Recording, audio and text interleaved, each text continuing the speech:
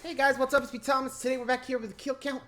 Tonight, well, time for another round of the Tremors franchise with Tremors 5, Bloodlines.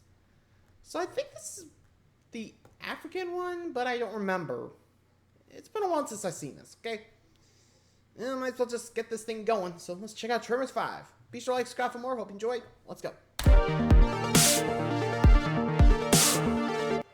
Welcome to the Kill Count, where we tally up the Zoran, how you victims in doing? all our favorite horror movies. I'm Zoran, we're still doing this franchise, Graboid, and today we begin the final trilogy of this 7-film series with Tremors 5 Bloodlines, released in 2015. Originally, Tremors 5 started as a script by Brent Maddock and Steve Wilson, entitled Tremors 5 Gummer Down Under, written during production of Tremors 4 The Legend Begins. This version would have had Bert going to Australia to fight Graboid, Shriekers, and Ass Blasters. Oh my! It was even supposed to be released theatrically, but instead, Down Under was never released at all, and the franchise would lay dormant like a Graboid egg for 11 years, until being resurrected by Universal's reworked direct-to-video department. Maddock, Wilson, and Roberts were offered executive producer credits, but since they weren't offered any creative control, Stampede Entertainment finally parted ways with their beloved Tremors franchise. John Welpley from Tremors 3 was brought in to retool the original 2004 script, and he changed it so much that Maddock and Wilson didn't receive any credit. A blessing in disguise. The setting was swapped from Australia to South Africa due to significant tax breaks, and directing duties fell upon Don Michael Paul, Universal's straight-to-video sequel, Workhorse. Who else could have helmed such hits as Jarhead 2 and Kindergarten Cop 2? Yes, those were things. This man, who started out as an actor in Robot Wars and Alien from LA, hadn't even seen a Tremors movie before actor Michael Gross forced him to watch the first one. And here is where the problems begin for me. The team at Stampede was truly the heart of this franchise. They were a family, and in my opinion, these new films fail to recapture the same magic.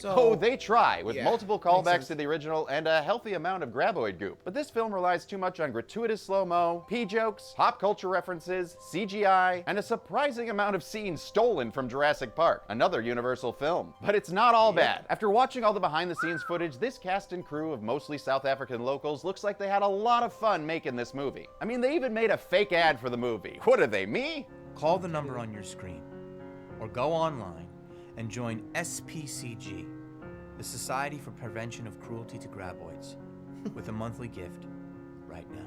Plus, the film is shot beautifully, the acting is well done, and some of the CGI effects are impressive. This is probably the most dangerous and menacing Graboids and Ass Blasters have ever come across. Thankfully though, with all this CGI around, Bert is still a practical effect, with Michael Gross returning. I feel myself in some ways a guardian of Bert. Bert's now a 67-year-old man with a survivalist reality show. He's approached by the South African Wildlife Ministry to help capture a new breed of ass blaster. So, along with his cameraman Travis, played by Scream's Jamie Kennedy, they head off to South Africa, where they shoot and quip their way through this new species of Graboid, with both success and groan-inducing failure. You're the Bert Zone now! Oh boy, change is hard, but luckily I've got the folks at Bright Cellars to help me through these new Stampedeless movies. Bright Cellars is a wine subscription service based on your personal preferences. All you have to do is take their fun and simple quiz, and they will deliver the wine to you. And your wines come in a box so small, it's practically bigger on the inside, reducing the materials and carbon footprint, all while being entirely recyclable. Plus, with the included education cards, you'll always know what you're sipping. Why is it the critical,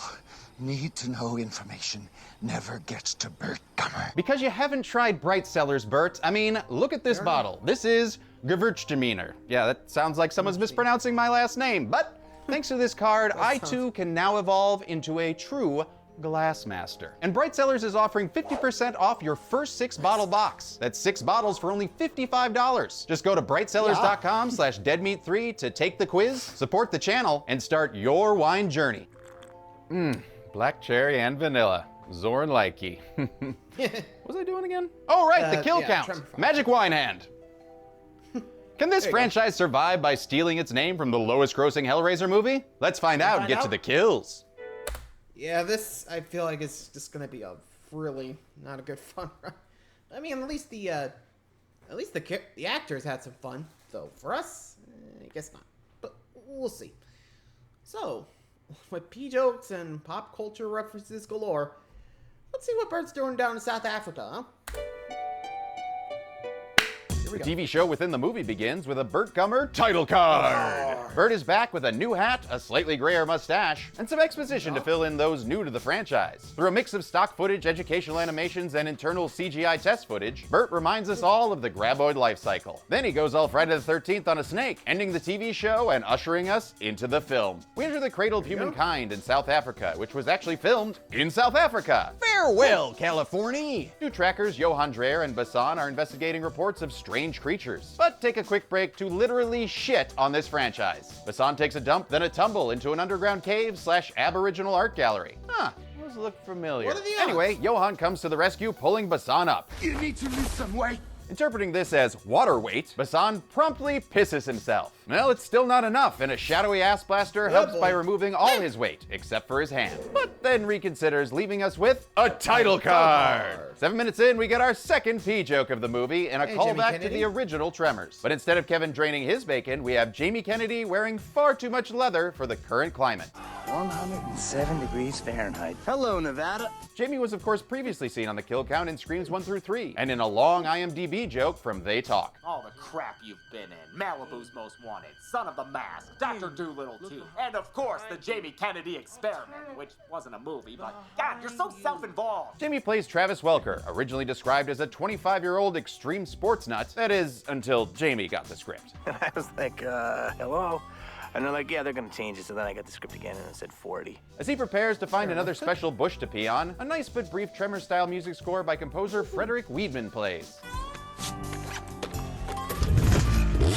Apparently, Frederick is the go-to man if you have Bloodline in the title of your movie, having composed Day of the Dead Bloodline and Wonder Woman Bloodlines. The score quickly gives way to extremely generic sports rock as Travis auditions for ESPN. Meanwhile, Bert's self-taping his audition for the Food Network with a cactus-marinated rattlesnake surprise. The surprise being Travis, who ruins a solid take. Travis geeks out over Bert while the cameraman Riley heads out for greener pastures. The Real Housewives of Las Vegas. Oh, I prefer the Real Housewives of Bixby. Bixby! You Oh, yeah, that coming. Travis is now... Yeah, I kind of had that one coming. Yeah, like, jeez. Still, man, Jamie Kennedy, I forgot about that. Hey, good number. Well, yeah, poor Bert. It's doing well until that happened. Like, sheesh. Watch where you're going, man.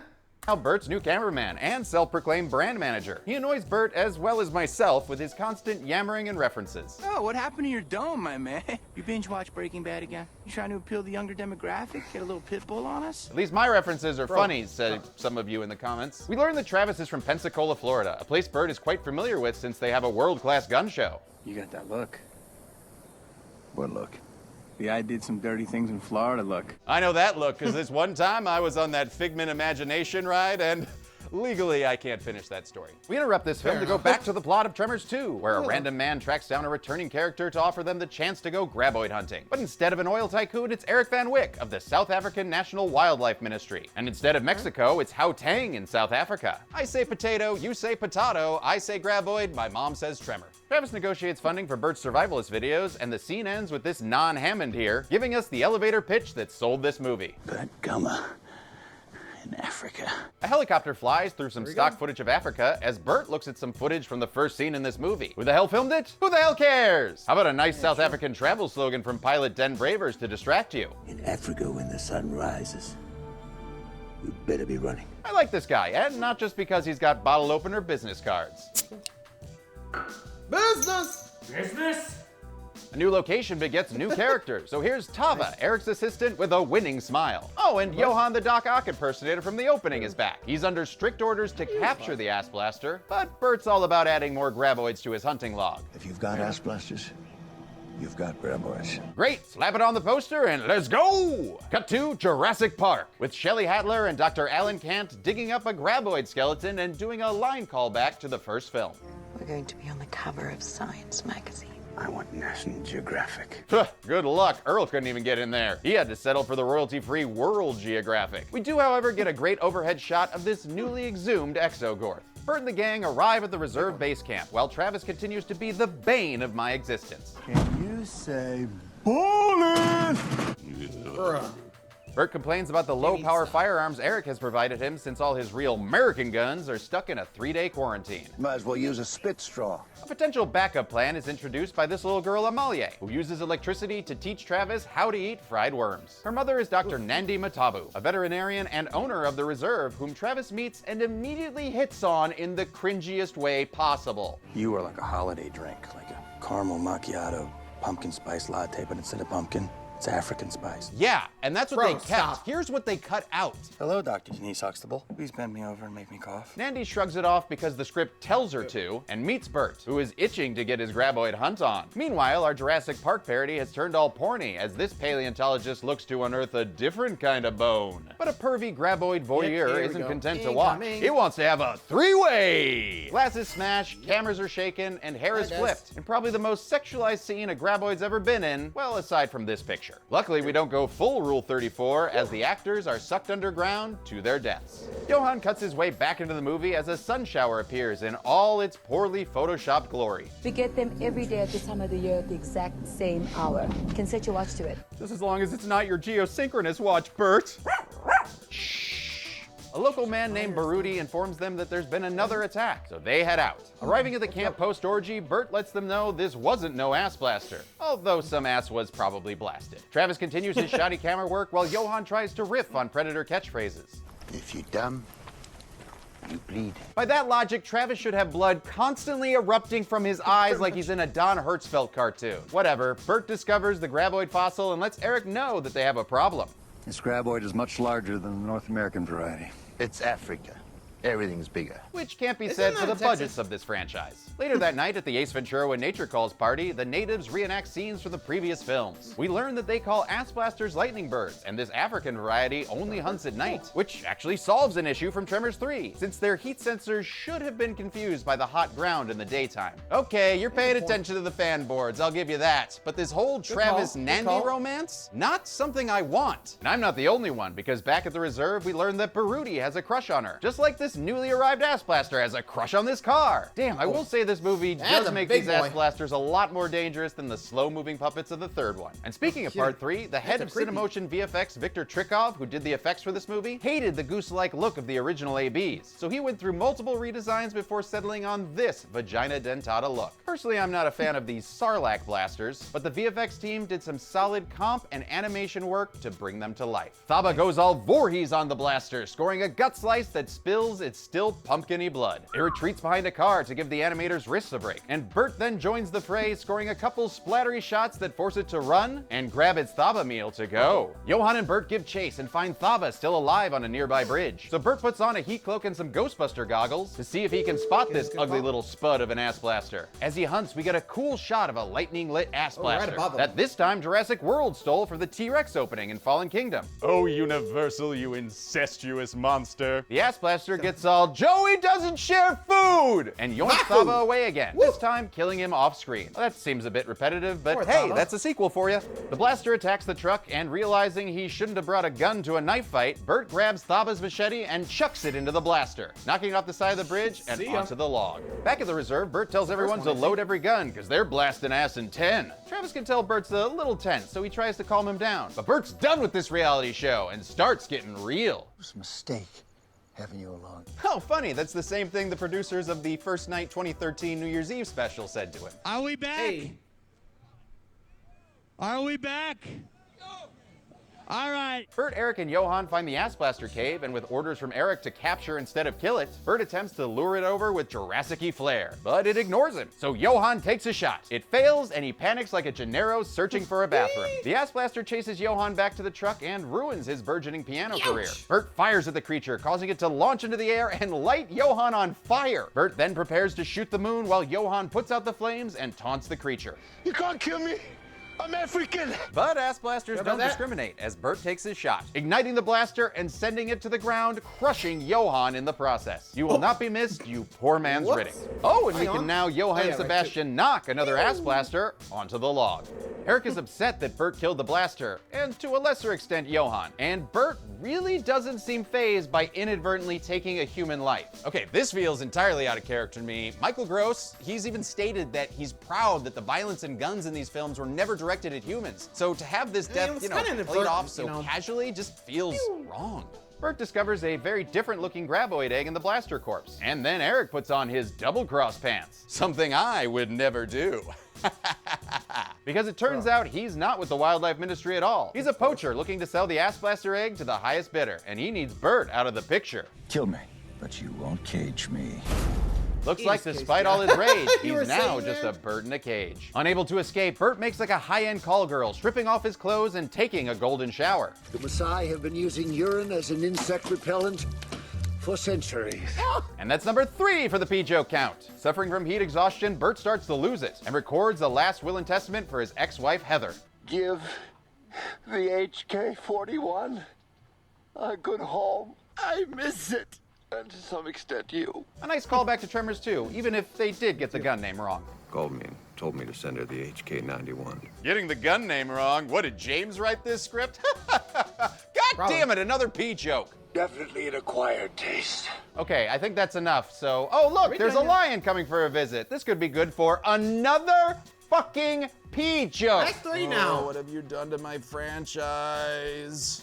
Well, I would like to point out that Michael Gross was actually in the cage with that lion. This was all filmed outside the lion enclosure with a long lens, and Michael would lure the lion over with raw meat and a very interesting catchphrase. Give me pussy again. Our urine-soaked hero is alerted to a nearby Graboid, but before it has a chance to piss in his face, it's revealed to actually be Travis. Never thought I'd be relieved to see him. There, Tremors 5, you happy? I did a P joke.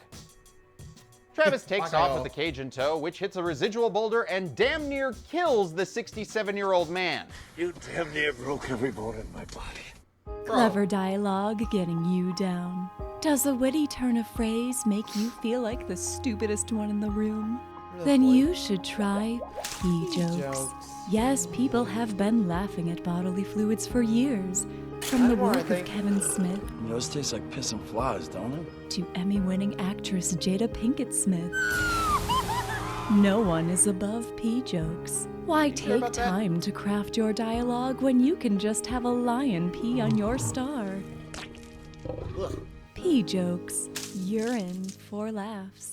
Bert and Travis catch each other up on how Van Wyck is a bad guy now, and Travis discovers their ride is out of commission when he confuses the smell of a fart with gasoline. Which, if your farts smell like gasoline, please, see a doctor. Not you. They spot Van Wyck's broken down Jeep and decide to grab a slice of revenge pie. Extra bullets! They eventually find Van Wyck dragging a cooler and chomping on a cigar for no damn reason. Maybe he loves it when no plans come together. The cooler is snatched at... Yeah, why am I not surprised? Sorry, Van Wyck. Looks like you've got to learn. Traitors never really last long. Should have kept to the story until the end.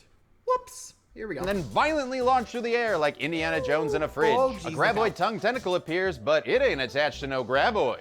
Are you freaking kidding me? Nope. Turns out these detachable penises were nicknamed grabbers on set, and were one of the few practical pieces built for quick shots like this, where Bert takes one out. And since these are acting independently of the Graboid, I'm gonna add this grabber to the log. Another one attacks Van Wyck, but Bert is able to shoot it, causing a disproportionately gooey explosion. How you doing back there, Van Wyck? Great. At least they got the goo right, even though it looks like the PAs have been replaced by air cannons. Van Wyck lands on the ground and finally spits out his damn cigar, while Bert revisits a catchphrase. Why is it the critical need to know information never gets to Bert Gummer? And we revisit our favorite underground monster as we get our first good look at an African Graboid. Redesigned by Victor Trikov, who loved the original Graboid design but wanted a faster, more deadly 2015 model. Like Alec and Tom before him, he went to nature for inspiration. This time a termite that would exude formic acid used to melt and burrow through rock. The body was changed into a corkscrew shape to allow it to travel faster, and boy does it, as we see it leap from the ground around like a carnivorous porpoise, twirling towards its dinner, where it swallows Van Wyck whole. Well, Mr. Van Wyck, it looks like I've decided not to endorse your egg poaching endeavor. Back at the reserve, Baruti, Nandi, and Amalia get an unexpected visit from an ass blaster. Very unexpected, since we're told they're nocturnal. But in any event, Baruti finds shelter with Amalia while Nandi gets her Lara Croft on. She stalks the creature in a game of Katniss and Mouse and sees that it's taken out the telephone lines. While she's off hunting, the blaster finds Baruti and Amalia and chases them into the kitchen for yet another scene stolen from Jurassic Park. Seriously, they're not even trying to hide it. Oh, this has Universal Executive Note written all over it. But unlike raptors, ass blasters don't know how to open doors. So it's way inside. We continue our 1998 Psycho-esque shot-for-shot remake of Jurassic Park until Nandi kills the blaster with some crotch-seeking arrows. Bert and Travis are still out in the bush, now voicing the frustrations of Tremors fans everywhere. Nocturnal ass blasters, grabbers that detach from the host, and where the hell are the shriekers? Movie 7, Bert. They come back for no reason in Movie 7. They realize that the Graboid was going for the cooler to get the egg, much like the ass blaster earlier by the cave. The ass blasters are protecting the Graboid bloodline. Hey, that's what we should do in a movie! The only option now is to get into the cave and take out that nest of eggs. Since Rock, Paper, Scissors is no longer sponsoring this franchise, they barter a vest for a phone, and dressed like a Burt Gummer cosplayer, Travis heads into Cave-A-Con to lamely quote Die Hard.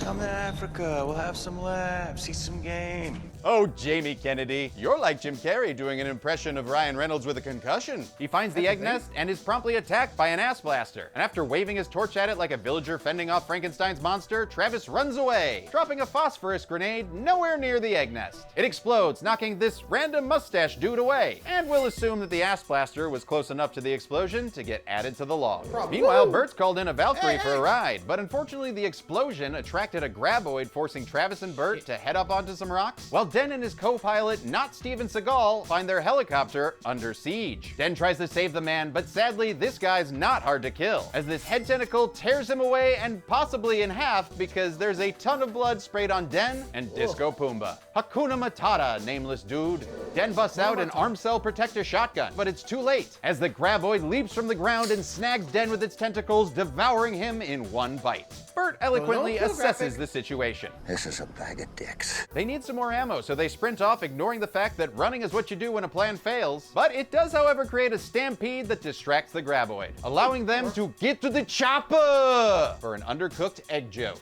Let's poach some eggs. Scramble.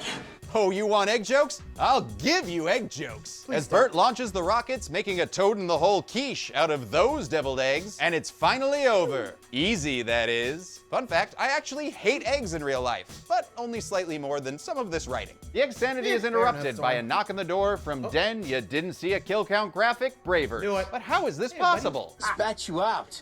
I tickle the insides of her belly a little bit. Been there, done that, my man. Nice callback to Tremors 3, Wellpley, considering, you wrote that one too. And with the Graboid coming to finish the job, they all head back towards the reserve. At the reserve, an ass blaster lands on the roof, but Baruti makes short work of it with a shotgun. They make it to the truck just as a rumble becomes a dirt trail and ends with the Graboid smashing into the cement of the driveway. But that kind of thing only kills weak-ass American Graboids. This one turns around, taking out some sprinklers, and the splashing liquid gives Baruti a goddamn plan. He goes all Mr. Blonde on the truck and sends it off, while Nandi pads this movie's runtime with slow motion. She then extends things further when she holds and fires a flaming arrow, resulting in an explosion that Arrakis up another sandworm for the law.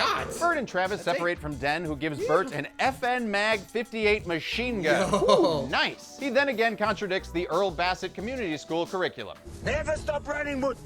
Never! All right, I'll forgive him. I just love that charming old man. On the ride back, Bert asks Travis about Florida again, finally getting to the twist they've been telegraphing this whole movie. Turns out 40 years ago, Bert went to a Grateful Dead concert with a woman named Jasmine. And after Bert gave her the old Franklin's Tower, she gave Bertha to one Travis Welker. That's right, this son of the mask is also a son of a gummer. Boom!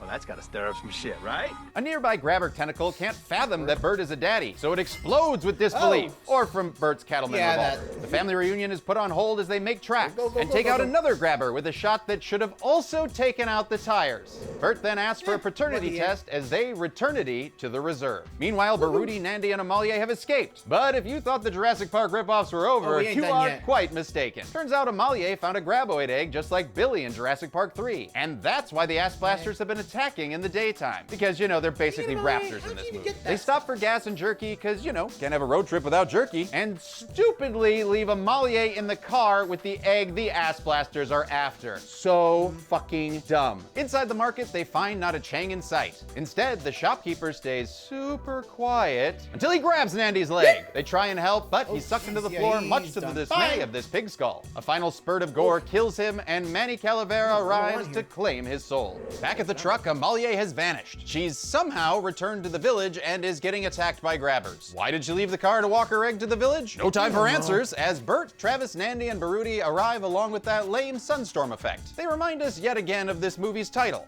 That egg is the last of the bloodline. Which explains why the grabbers won't attack in fear of damaging their widow baby bro or broette. Oh, but they've got some bigger problems. And the queen bitch is coming for that egg. So Travis, or more accurately this guy with a fake beard and drawn-on sideburns, drives like he's in a theme park stunt show, crushing one grabber while Bert shoots another in a satisfyingly squishy explosion. But rather than lead the creatures out of town away from everyone, he tosses the egg bag to Nandi. So does anyone want to do a planning scene and come up with something? I think I have an idea. All right, close enough. The plan is to use this very punctual lightning to zap some metal poles and force the worm out of the ground, just like that random scene with Amalia earlier. Travis leads the queen bitch away while they set up the trap, even though we established these graboids are more focused on egg protection than vibrations. Whatever, when they're ready, Nandi sends off a flare, revealing any nearby squads. Travis lazily outruns the Graboid animators, leading the creature back to the village, where everyone waits for the guest of honor with more freaking slow motion shots. The Graboid arrives, and it's finally time for After Effects lightning to strike, sending 1.21 gigawatts of electricity into our worm. It leaps into the air with more Zack Snyder level slow-mo until it is finally struck and sent back to the future. Oh, and Mother Nature also hates eggs. We celebrate with a gooey Graboid explosion and slimy happy faces everywhere. And so Nandi and her daughter hug, Bert shows some respect to his new son, and Travis says a dumb joke. I just got wormed.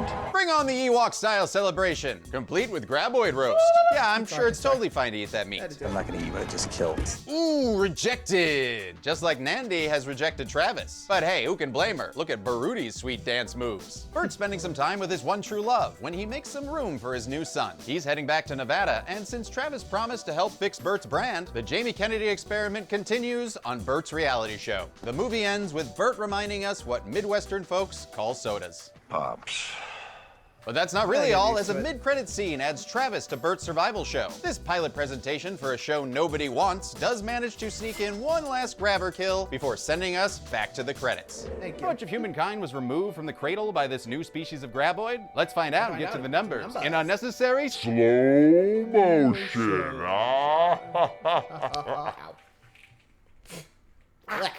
Pee jokes. Ugh. What? Anyway, 8 people died in Tremors 5, 7 men and 1 woman. Still not enough to shift our chart hue, but hey, progress, right? With a runtime of 99 minutes, that gave us a kill on average every 12.4 minutes. Bert's hunting log adds 5 ass blasters, 2 graboids, and 7 detachable grabber tentacles, leaving our graboids with no taste in their mouths and a kill every 7.1 minutes. I'll give the Golden Chainsaw for coolest kill to Van Wyck. It's our first good look at the new Graboid, and it's a nice change from the sucked underground kills of yester films. Plus, it's always nice to see a villain get his comeuppance, especially one with a stupid-ass cigar. Dull Machete for lamest kill will go to the random shopkeeper who was killed for no reason and just sucked into a hole off screen. Seriously, this is Tremors. Shopkeepers deserve so much more respect than that. Bert's hunting trophy goes to the queen bitch struck by lightning, mainly because of the elated aftermath. I mean, come on, look at these people. How could I not reward that enthusiasm? And that's it. Tremors 5 Bloodlines came out in 2015 and was the first movie I watched after a month-long media fast while hiking the Camino del Santiago pilgrimage trail in Spain. Suffice it to say, I was not happy. The series would next head to the Arctic for some snowy Graboid action, but still filmed everything in South Africa. But you can hear my sand for snow rant in 2 weeks when I look at Tremors, A Cold Day in Hell. Until then, I'm a man that Bree must hate for putting so many words in this lower third. And this has been the Kill Count. Hey, you're the one that comes up with the titles. Don't blame me. So, we'll find some time to check that out, huh? Let me know what you guys think of Tremors 5. Honestly, it does seem fun, but, oh, man. Jokes do not land. Anyway, thanks for watching, guys. See ya.